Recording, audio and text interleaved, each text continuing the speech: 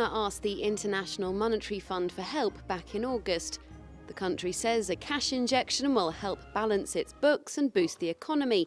But at what cost? Ghana's president has already revealed one potential IMF condition, that Ghana frees public sector wages. A suggestion that's not gone down well with everyone. I think it's not fair for the government to freeze the wages of public sector workers because, you know, people, when you work, you have to get paid. So the government should just look for other ways and means, you know, to derive money. Maybe put more jobs into the system for people to work. They get their revenue, whatever, from there, then they can just push the economy.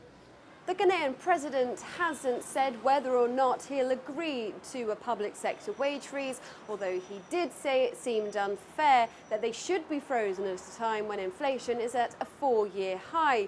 But analysts agree compromises have to be made somewhere. Senior economists here in Ghana believe public sector wages are a good place to start. The budget has been under a lot of pressure. We are not collecting enough revenues, and the expenditures have also, the levels have gone very high.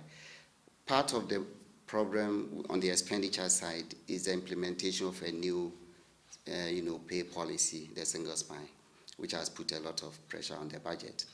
Ghana's single spine pay policy was developed in 2006 and implemented by the current government.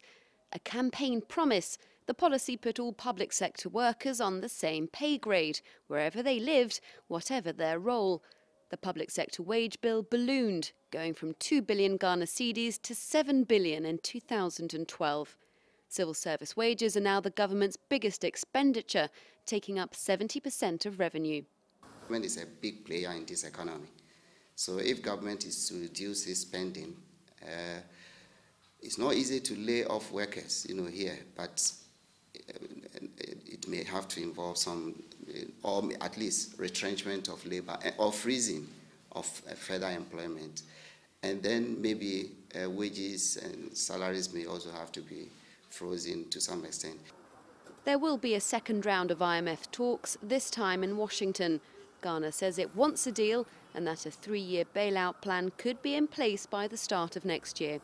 Katerina Vitozzi, CCTV, Accra.